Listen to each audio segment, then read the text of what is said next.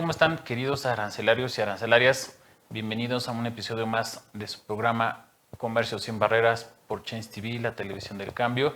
Y en esta ocasión tenemos un episodio bastante interesante que incluso rompe las barreras, porque analizaremos en este episodio lo referente a una figura que está teniendo o que ha cobrado relevancia en México y que es la extinción de dominio.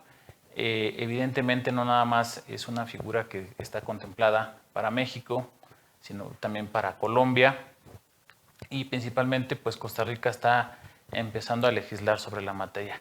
Este episodio pues realmente es un análisis a fondo respecto a las implicaciones que tiene la extinción de dominio. Entonces yo les invito a que vean este programa para que puedan entender, comprender los alcances y sobre todo prevenir futuras situaciones en las que no puedan entender cómo funciona el sistema en temas de extinción de dominio. Les dejo la semblanza, les dejo este episodio y que sea de su agrado. Gracias.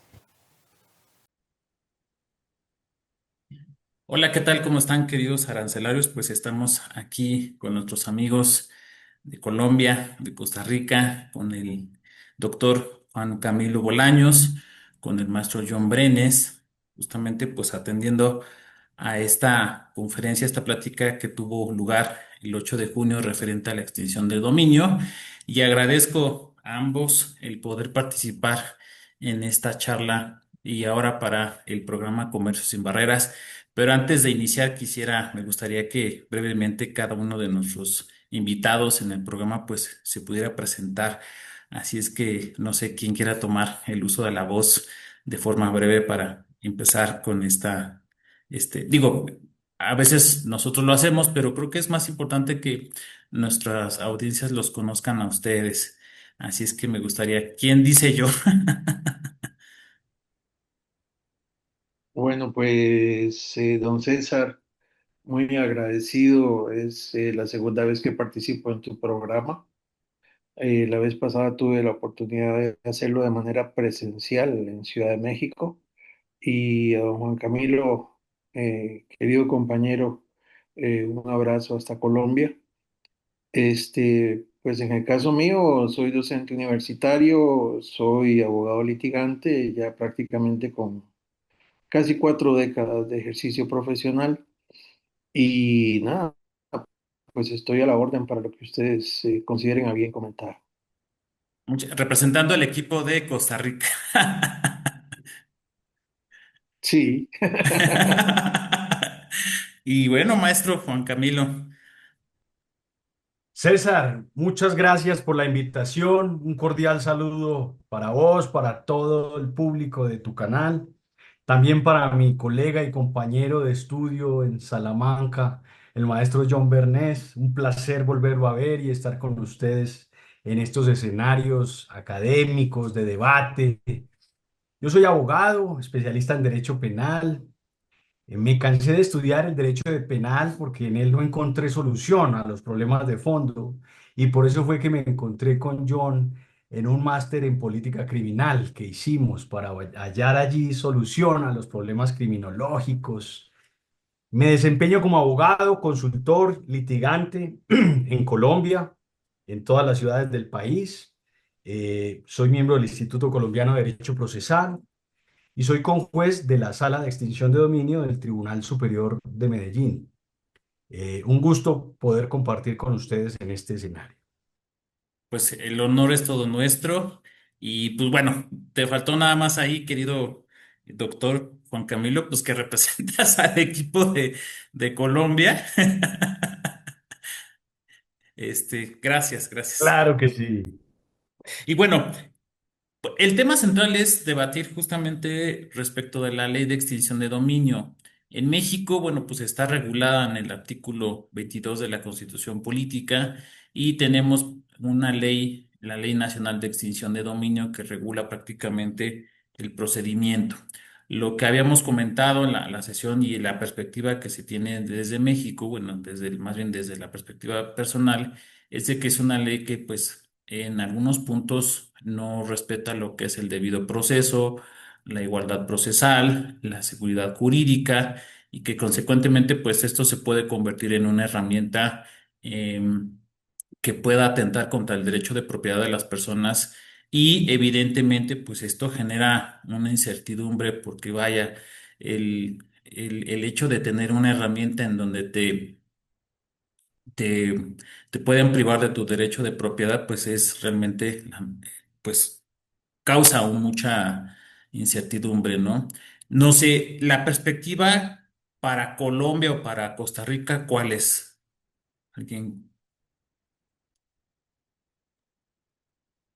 Bueno, tal vez si me permitís, em, vamos a ver, yo siento que el escenario va a depender también mucho de la realidad colombiana y de la realidad mexicana.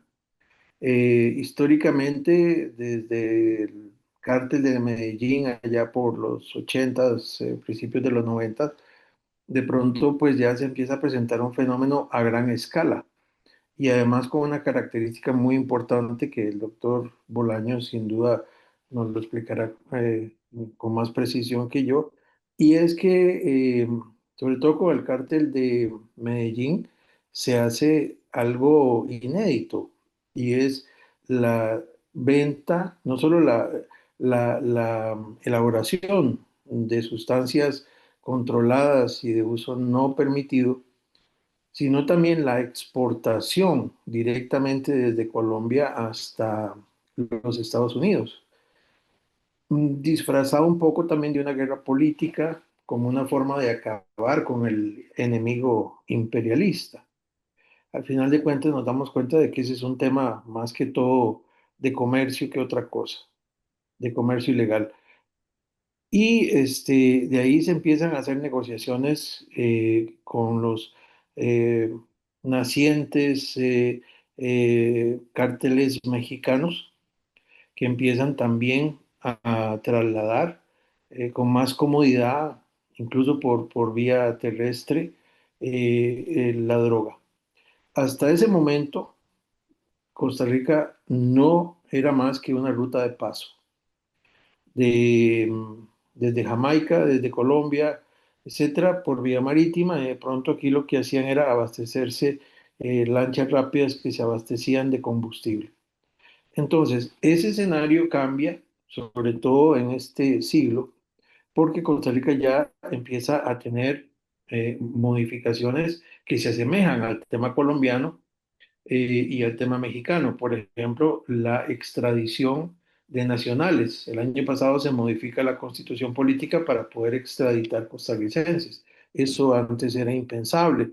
Y se extradita nada menos que a un magistrado de la sala penal, la más alta autoridad, la sala tercera, señor Celso Gamboa Sánchez. Ahorita mismo está bajo las órdenes de un juez en Texas. ¿Por qué razón? Porque se determina que tiene relación con cárteles mexicanos y cárteles colombianos. Entonces, Costa Rica cambia de ser una simple ruta de tránsito a ser ya un lugar donde incluso muchos ciudadanos, ayer, por ejemplo, se arrestó al presidente de un club de fútbol, un ciudadano colombiano nacionalizado costarricense, que como no se extraditaban nacionales, venían y compraban un matrimonio con personas moradores de la calle. Y así se hacían costarricenses sabiendo que no los podían mandar a Estados Unidos. O se han hecho extradiciones incluso a Europa. En este año se ha extraditado bastante gente. Pero eso también se refleja en el marco jurídico. ¿Por qué? Porque Costa Rica lo que tiene en este momento es un proyecto de ley de extinción de dominio. No tiene una ley como tal. Una ley o un proyecto que se ha votado en primer debate, falta el segundo debate, y que se ha remitido a la sala constitucional. Nosotros no tenemos tribunal constitucional, solo una sala constitucional, y esta sala ha dicho que a nivel de proceso no es inconstitucional, pero no se han referido en consulta consultiva de constitucionalidad sobre el tema de si es constitucional o no por el fondo. Entonces lo que tenemos es un escenario más que todo a nivel de Asamblea Legislativa, y sí tenemos leyes muy eficientes, pero que se manejan dentro de todo el garantismo procesal penal, que tienen que ver, por ejemplo, con la ley contra el terrorismo, la ley contra el crimen organizado, la ley contra la corrupción, etcétera, etcétera. Disposiciones legales que no están elevadas al rango constitucional, como en el caso mexicano, que el doctor Ramos nos explicaba, pero que sí son muy eficientes, pero que manejan la figura de, primero, del decomiso mientras se plantea la investigación, y si son bienes muebles o inmuebles, quedan a cargo del Instituto de Control de Drogas, del ICD, y si son semovientes, se mandan a la subasta, se venden y se guarda el dinero. Y si luego se determina que la persona sí es culpable, ya agotando las vías recursivas, entonces ahí sí vamos a tener un escenario donde los bienes van a pasar definitivamente a manos del Estado, administrados, al contrario del caso colombiano, por el mismo Estado central, ¿verdad? Entonces, ese es el planteamiento que, si lo vemos desde el punto de vista mm, del por qué surgen esos cambios en Costa Rica, es porque antes no se daba, por ejemplo, la necesidad de llegar ante una persona y decirle: usted tiene un capital emergente, no tiene cómo comprobar de qué es, entonces se lo vamos a quitar, le vamos a dar un periodo temporal para que lo justifique, y si no, pues se lo vamos a extinguir, vamos a extinguir su dominio sobre ese capital. Básicamente muy sintética. Perfecto. Maestro Juan Camilo. César, John, nosotros en Colombia, ya lo ha tocado John, pues sufrimos un flagelo hace 3 décadas, que es el del narcotráfico. Pero no a cualquier medida. En el año 90, a finales de la década de los 90 y en los 80, eh, vivimos un problema inmenso, y es que el Estado de Derecho se encontraba en riesgo por un fenómeno criminal denominado narcotráfico. Los carteles, como el del Norte del Valle y el cartel de Medellín, tomaron tal fuerza que de alguna manera secuestraron al Estado. ¿Cómo lo hicieron? Existieron múltiples medidas encaminadas a combatir el narcotráfico, y una de ellas fue la propuesta de la extradición. Esa propuesta detonó en Colombia una guerra de los carteles del narcotráfico, entre ellos mismos ya histórica, contra el Estado colombiano. Se asesinaron ministros, se asesinaron candidatos presidenciales como Luis Carlos Galán, abogado penalista también, por cierto. Se asesinaron congresistas, jueces, magistrados que perseguían a la mafia. Y esa guerra puso en riesgo el Estado de Derecho. Particularmente la pretensión de los carteles era que no se autorizara la extradición de nacionales colombianos a ningún país, pero principalmente temían a los Estados Unidos de Norteamérica, que era quien estaba financiando la guerra del Estado contra estos carteles.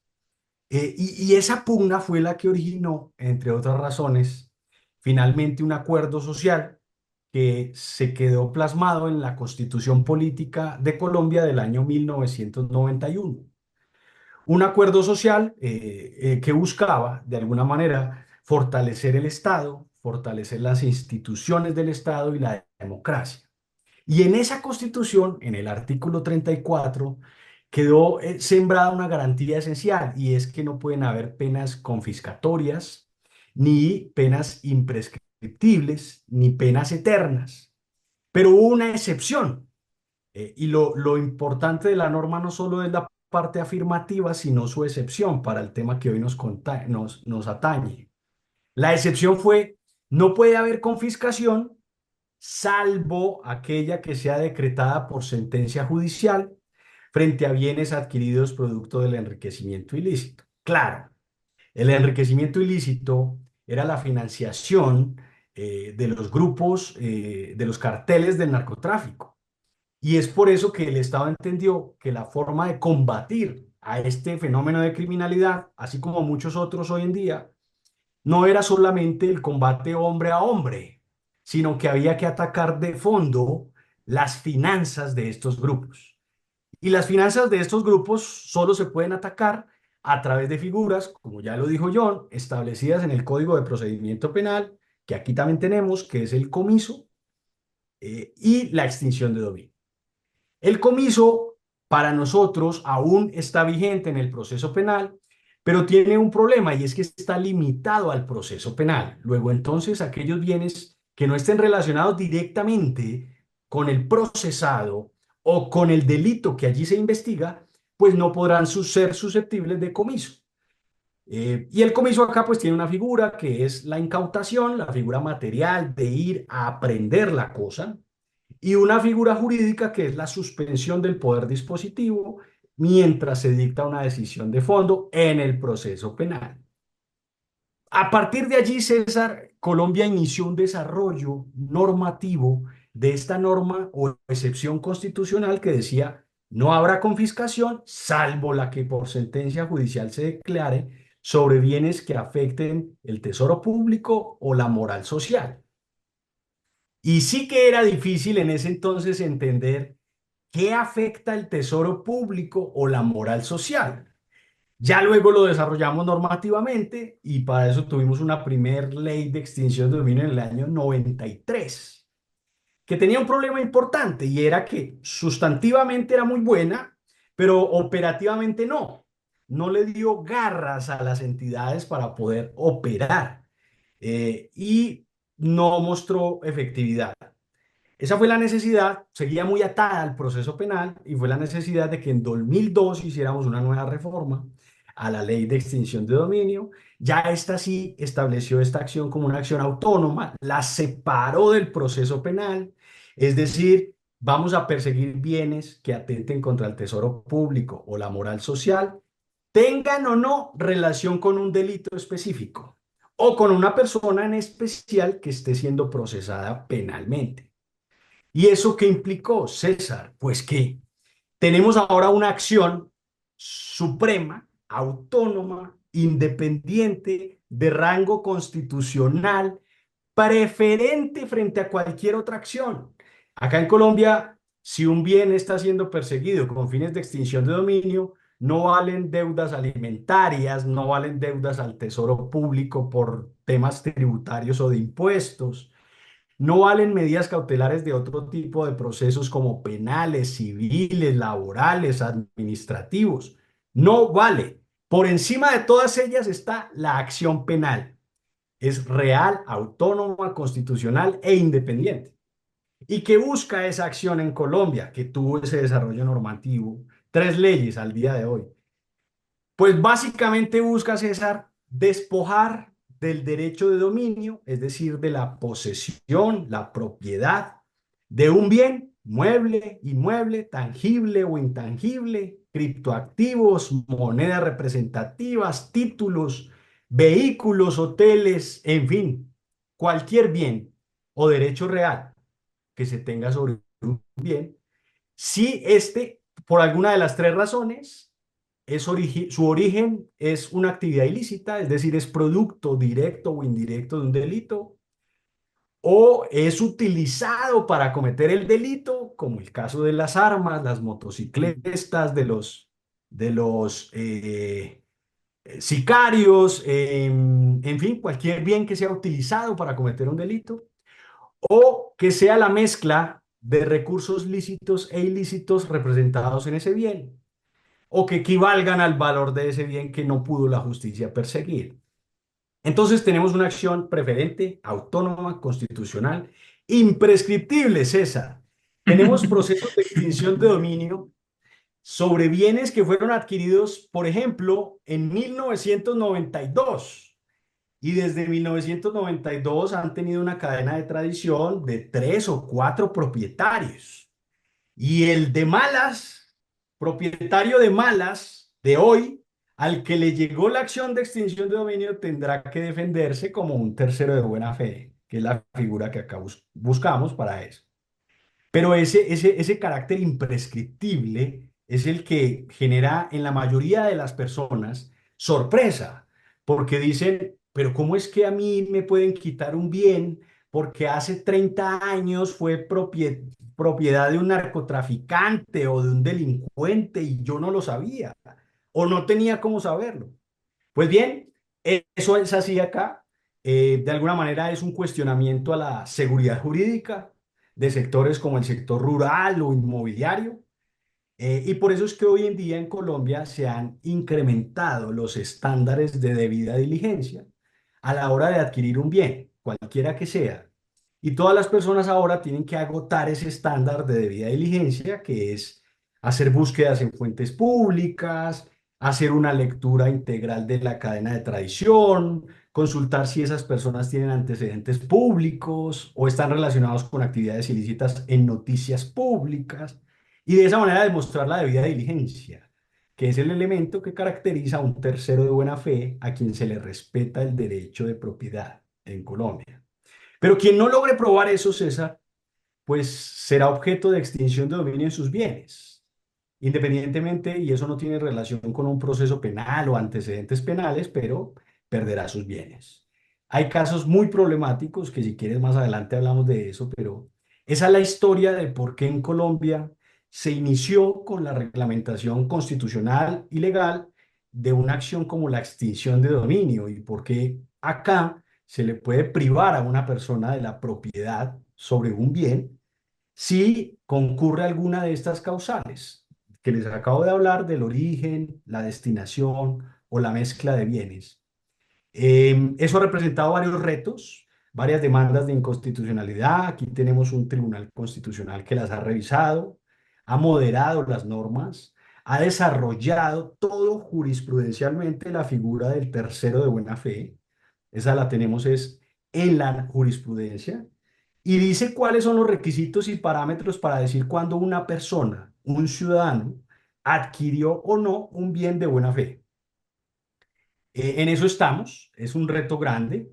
Sectores como el financiero en Colombia son sectores hiperregulados porque buscan, por supuesto, proteger la economía nacional, blindarla de la contaminación con activos de origen ilícito y ha sido un reto bastante grande. De hecho, ya tenemos acá entidades financieras que cotizan en la Bolsa de Valores de Estados Unidos y están sometidas a todas las normas, por supuesto, que allí les rigen.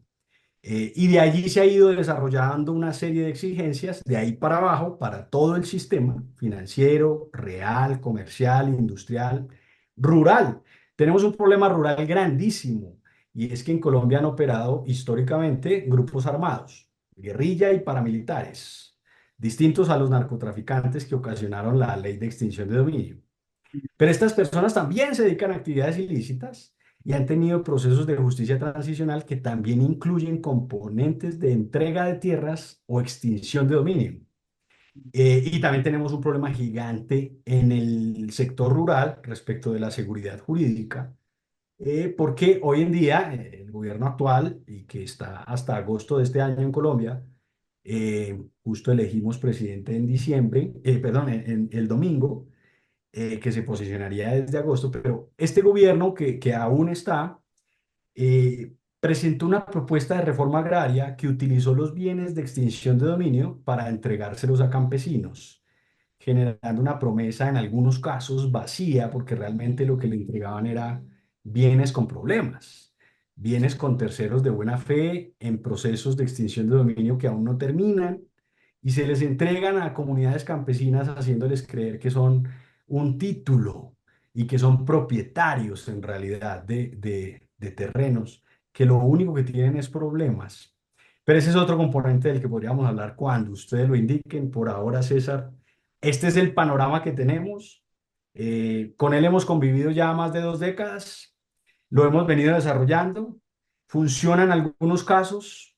Como todo, a veces no. Se cometen errores, se cometen injusticias. Y justamente eso es en lo que hay que ir trabajando para que se logre un estándar, yo digo, internacional sobre el derecho de propiedad y sobre las limitaciones que se puedan dar de parte de un Estado, porque pensemos en una compañía multinacional que, por ejemplo, tiene operación en Costa Rica, México y Colombia, y su operación es rural. Pensemos en los productores cárnicos, que hay unos gigantes brasileros y con operación en muchos países de Centro y Suramérica. Esas personas vienen a adquirir tierras, terrenos, y tendrán entonces que pensar cómo opera la propiedad en Colombia, cómo opera la restricción a la propiedad en Colombia, cómo opera en México, cuáles son los parámetros, los barómetros, las exigencias, las medidas. Sí sería bueno encontrar un consenso internacional sobre cómo vamos a respetar la propiedad privada y cuándo exclusivamente la vamos a restringir, bajo qué reglas, como por ejemplo los casos de extinción de dominio, pero que existiera una ecuanimidad en las normas, que lo que es un tercero de buena fe en Colombia lo sea en México y también lo sea en Costa Rica, porque el mundo está globalizado y las normas internas tenemos que buscar la manera de armonizarlas, pensando en la economía de todos los países y en estas multinacionales. O no vayamos muy lejos a las multinacionales. Hay ciudadanos con doble ciudadanía. Acá en Colombia hay muchos ciudadanos que tienen ciudadanía mexicana y trabajan y tienen familia en México y viceversa. Pensando en todo esto, yo creo que sí, el reto es buscar una causa común, unas reglas unánimes para la protección de la propiedad y para que las reglas de extinción de dominio sean similares, ecuánimes y parejas, con la experiencia que en algunos países ya haya de sistemas como el que acá tenemos hace 30 años, pero también con la experiencia muy enriquecedora de ustedes, que tienen mucho por aportar en la economía de México, por ejemplo, en sus acuerdos con la comunidad norteamericana para la gestión de productos agrícolas de una otra nación, y todo lo que ellos les impone a ustedes como deberes de diligencia. Bueno, en fin, creo que ese es el reto, César. Ahora, Es bastante interesante el reto y justamente a mí me llama mucho la atención, sobre todo la procedencia, o más bien como parte ya dentro del proceso, la actitud o lo que tú te debes de demostrar, porque no estás debatiendo tu derecho de propiedad, sino lo que tú comentabas, querido maestro Juan Camilo, la procedencia lícita de los bienes.